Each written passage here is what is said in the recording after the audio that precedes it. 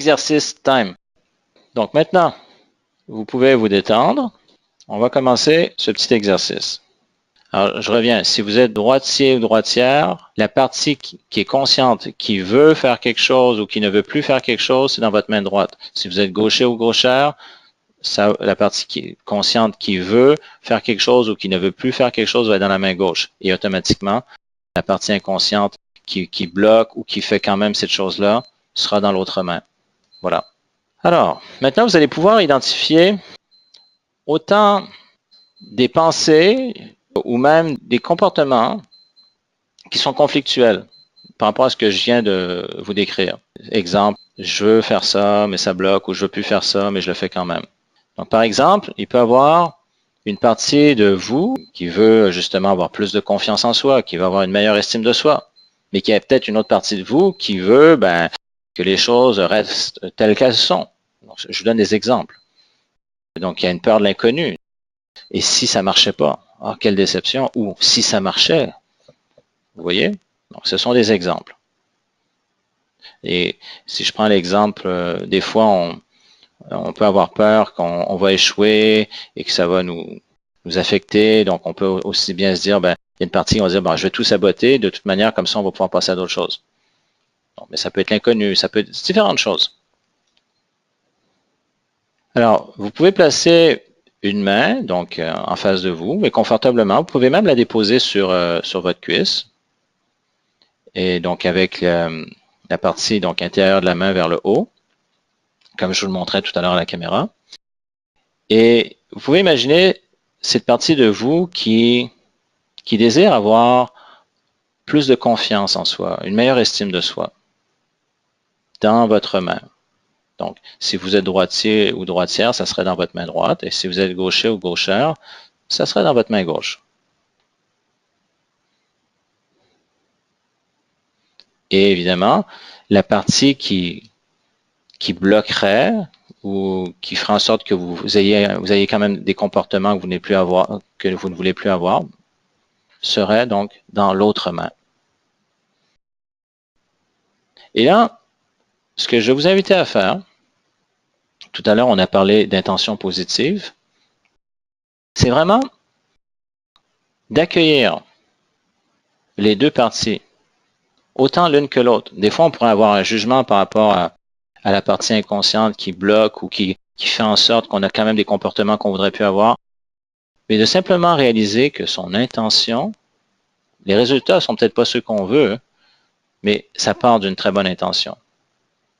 Et à même titre que des fois, on pourrait vouloir crier après un enfant, qu'est-ce que l'enfant ferait? Il peut se mettre à avoir peur, à se refermer sur lui-même ou sur elle-même, à se rebeller. Et là, c'est justement, on est vraiment complètement dans une autre dynamique. C'est une acceptation.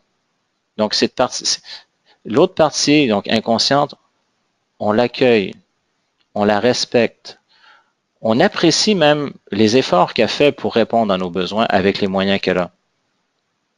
Et on prend le temps de l'accueillir et de l'apprivoiser. Donc, c'est simplement avoir cette bienveillance envers cette partie. Donc, si vous avez remarqué qu'il pourrait avoir un certain jugement, justement de prendre le temps de réaliser que votre inconscient fait battre votre cœur en ce moment, vous fait respirer même quand vous n'y pensez pas, s'occupe de toutes vos fonctions physiologiques. Il est là pour vous tenir en vie, vous faire vivre. Et il fait avec les moyens qu'il a.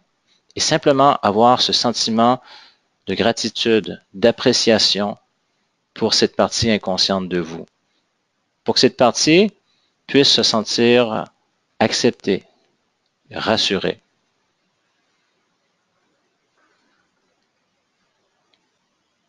Et maintenant, vous allez pouvoir poser la question à la partie consciente. Donc, par exemple, celle qui veut justement que vous ayez une meilleure confiance en vous, une meilleure estime de vous. Et puis là, je le dis comme ça, il peut y avoir des variantes. Donc, cette intention que vous avez, quelle est l'intention positive pour elle, donc dans cette partie, dans le fait qu'elle veuille ça pour vous? Donc, c'est quoi l'intention positive? Donc, Pour la plupart, la réponse est assez évidente. Maintenant, toujours en gardant ce respect, cette gratitude, maintenant c'est vers la partie inconsciente dans votre autre main.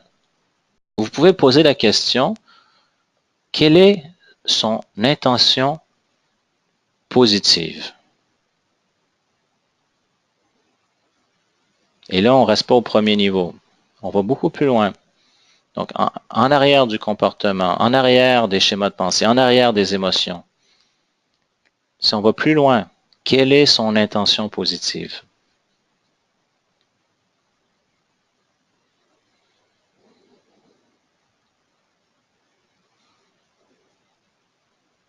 Il peut y avoir différentes réponses.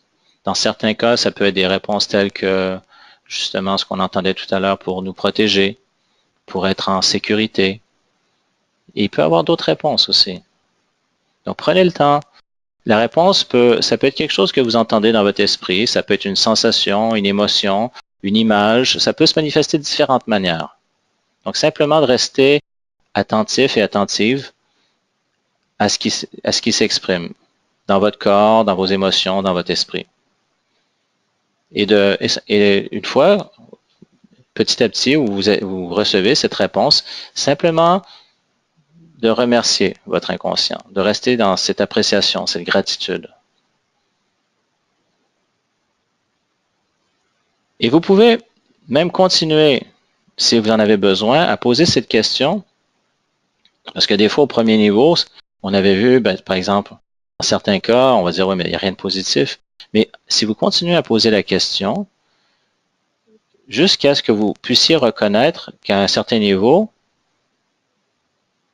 donc là, je pense, entre autres, la partie consciente, c'est relativement facile, relativement simple, mais cette partie inconsciente, plus on creuse, par exemple, on disait un comportement, mettons, de peur, un comportement de colère, et en arrière, qu'est-ce qu'il y a?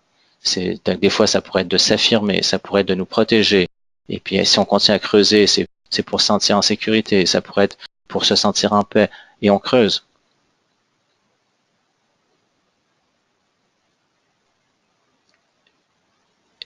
Et plus vous prenez le temps d'écouter, de ressentir, donc les messages qui vous viennent, vous allez sans doute pouvoir remarquer qu'à un certain niveau, plus vous creusez, que ces deux parties de vous veulent la même chose.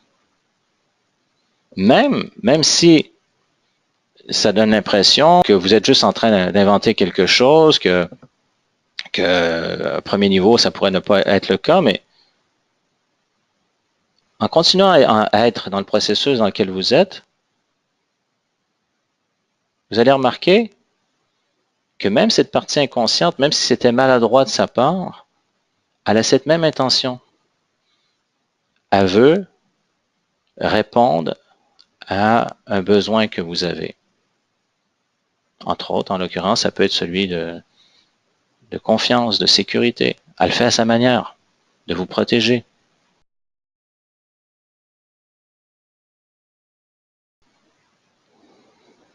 Maintenant, ce que vous allez pouvoir faire, c'est de rapprocher doucement. Elles n'ont pas besoin de se toucher, vos deux mains. Et c'est comme si vous les laissiez communiquer ensemble. Et tout ça, ça se fait dans un grand respect. Il n'y en a pas une qui cherche à avoir raison plus que l'autre. La partie consciente accueille et respecte la partie inconsciente. Et la partie inconsciente se sent rassurée et a cette ouverture par rapport à la partie consciente. Et il y a une communication qui se fait entre les deux. Et plus justement vous laissez cette communication se faire dans un grand respect, dans un accueil, vous pouvez même possiblement sentir vos deux mains qui se rapprochent l'une de l'autre, à leur rythme, tranquillement, où il y a un apprentissage qui se fait. Des fois, on croit que tout doit passer par notre esprit conscient. Et quand on creuse un peu, on réalise que c'est archi faux. La grande majorité de nos pensées, des stimuli dans notre corps, passent par l'inconscient. Donc, vous pouvez laisser le travail se faire pendant que vous, consciemment, vous ne faites qu'observer. sans jugement, justement dans une grande ouverture, une acceptation. Et vous observez ce qui se passe. Peut-être même en appréciant.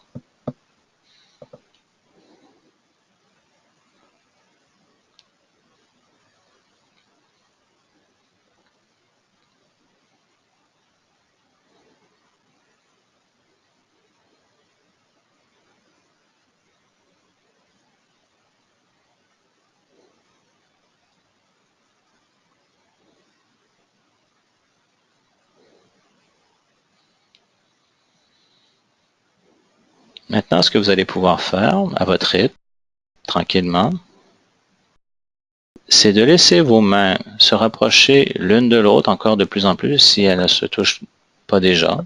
Chacun, vous êtes à votre chemin, donc vous êtes dans votre expérience qui est la vôtre. Et vous pouvez même rapprocher vos mains de votre corps tout en les ramenant ensemble jusqu'à ce que ces deux parties fassent une à l'intérieur de vous.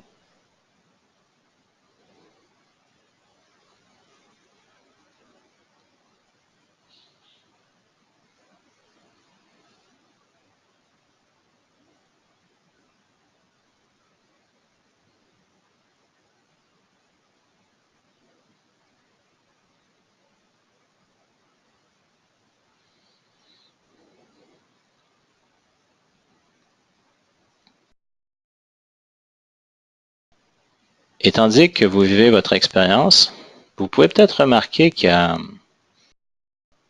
y a certaines tensions qui disparaissent. Vous pouvez même ressentir un soulagement et qu'il y a une facilité qui s'installe, où des choses sont en train de se résoudre, sans nécessairement pouvoir les identifier toutes consciemment. Des conflits internes qui laissent place à un dialogue, une résolution, et où les parties de vous, à l'intérieur de vous, sont en train de s'aligner, d'aller dans la même direction pour répondre à vos besoins.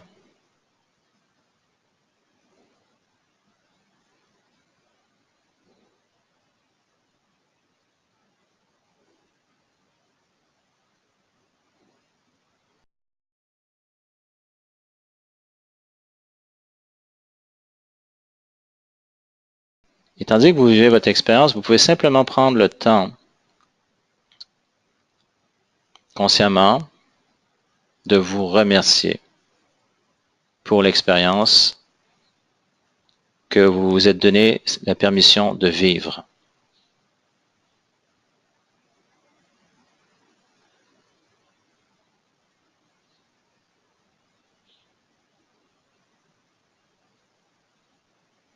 Donc simplement rester avec cet état de gratitude par rapport à vous-même, en réalisant que consciemment, mais également inconsciemment, vous vous êtes donné la permission de faire la paix, de travailler en équipe avec vous-même.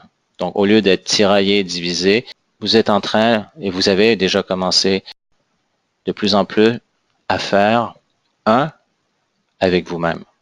Et de simplement garder cet état de gratitude avec vous. En sachant que ce que vous venez de vous donner la permission de faire, ce que vous avez permis de faire, ben, ça va continuer dans les prochaines heures, dans les prochains jours, cette semaine et même dans les prochaines semaines, sans y penser consciemment. Ça va continuer inconsciemment, comme la plupart des fonctions cérébrales et même dans notre corps. Donc, vous n'avez pas besoin d'y penser. Vous pourrez, une fois de temps en temps, y repenser si vous voulez, mais ce n'est pas nécessaire. Simplement de garder cet état de gratitude en vous-même, avec cette sensation de plus en plus de faire un avec vous-même.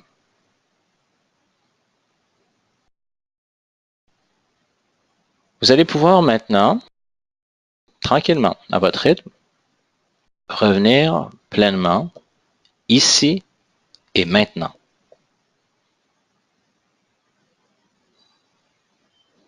Donc, ce qui veut dire que vous pouvez ouvrir les yeux si vous aviez les yeux fermés. Vous pouvez même prendre le temps de bouger un peu votre corps, même si vous le voulez, vous pouvez même vous lever, vous étirer, donc étirer les bras, peut-être même bâiller. Si vous avez de l'eau ou un liquide qui se boit à côté de vous, vous pouvez boire une gorgée pour revenir pleinement ici et maintenant.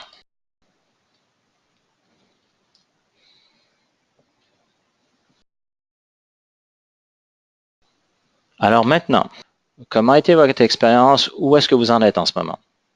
Alors qu'est-ce que je vois? Je sens que mon subconscient et mon conscient vont travailler ensemble. Le mot qui m'est venu, c'est bonheur. Super.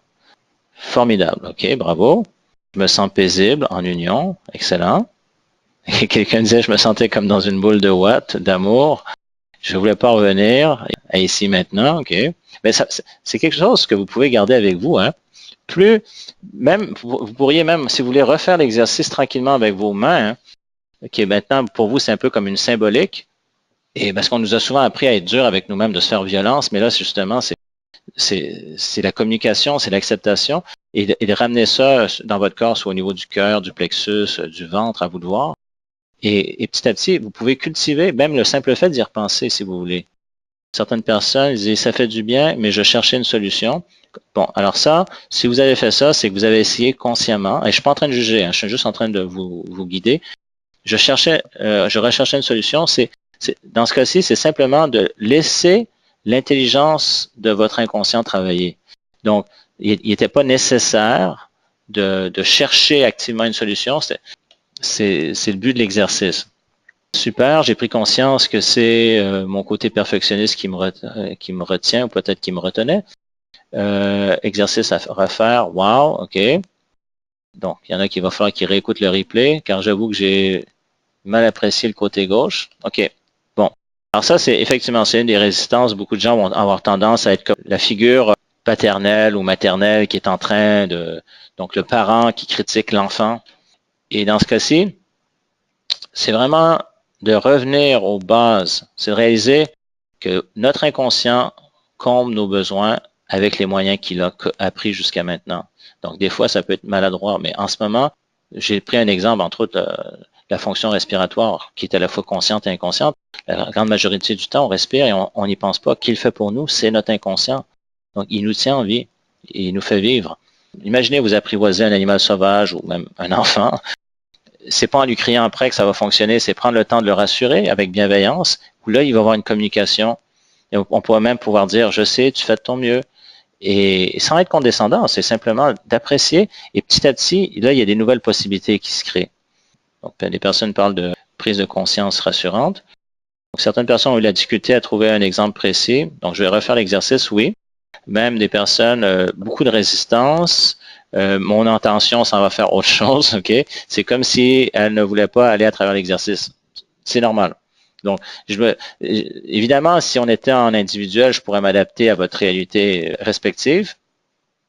Alors, maintenant qu'on en a parlé, vous pourrez refaire l'exercice à partir de l'enregistrement et en réalisant que c'est comme si je vous disais, je vous donne deux gants de boxe. Alors, imaginez, vous avez vu tout à l'heure, on a fait les deux mains. Imaginez, dans les deux mains, j'aurais des gants de boxe. Et là, je commencerai à faire bah, bah, bah. Et là, je me donne des bons grands coups de poing là, sur la mâchoire. Bah. Pardon pour le micro. Qui va gagner? Qui va gagner? Le plus fort. Et qui est le plus fort? Et quelqu'un me répond, personne. Effectivement. Ah, c'est la droite? Ni l'un ni l'autre. Non, personne va gagner parce que mon point droit comme mon point gauche font partie de la même personne. Mon conscient ou mon inconscient font partie de la même personne. Donc, si on se fait violence à nous-mêmes, qu'on se tiraille et tout, il n'y a personne qui va gagner. On est en train de se détruire. Alors, on pourrait juger notre inconscient, dire non, c'est pas correct, pourquoi il fait ça? Et non, je sais pas, fait chier, il m'emmerde. Bon, OK? Alors, ça ne donnera rien. C'est de réaliser certains comportements, certains schémas de pensée, certaines émotions, on les a apprises. Et c'est l'inconscient qui fait avec le mieux de ce qu'il a appris. Il ne connaît pas mieux. Et tant aussi longtemps qu'on va juger, imaginez quelqu'un, bon, je donne un exemple, quelqu'un viendrait vous voir et dire, hey, tu sais toi, tu sais c'est quoi ton problème? C'est très rare que quelqu'un va dire, oh non, je sais pas, mais justement j'attendais, dis-moi, ça m'intéresse, je veux savoir. Généralement, ça part mal. Donc on va être sur la défensive. Alors, par contre, si on sent que la personne est bienveillante envers nous et puis elle nous demande la permission de nous partager quelque chose, une observation qu'elle a faite et on sent que son intention est bonne, on va être réceptif et réceptive. C'est sur le même principe. Donc, c'est de réaliser que cette partie inconsciente, ça peut être maladroit, ça peut être toxique, certaines choses, mais que si on prend le temps de reconnaître que ça part d'une bonne intention, il y a une intention positive, et de l'apprécier, et là, que cette partie inconsciente n'a pas besoin d'être sur la défensive, mais se sent accueillie, elle va s'ouvrir, être réceptive, et là, on va pouvoir avoir cette communication. Est-ce que c'est plus clair? Pourquoi je vous dis tout ça? C'est pour que vous puissiez refaire l'exercice par vous-même. C'est pas compliqué. C'est vraiment l'exemple que je viens de vous donner par rapport à cette notion de bienveillance, ça crée une ouverture. Donc déjà, en réalisant finalement à quel point c'est, en anglais on dit counterproductive, improductif. J'aime bien en anglais, ça dit contre-productif. C'est même pas improductif, c'est que ça a l'effet contraire de vouloir juger cette partie-là, ça bloque tout. Tandis que si on prend le temps de reconnaître son intention positive au départ, ça facilite le processus. Alors, quelqu'un me demande, est-ce que l'on doit le répéter et peut-on refaire l'exercice avec une autre situation? Absolument. Tout à fait, oui.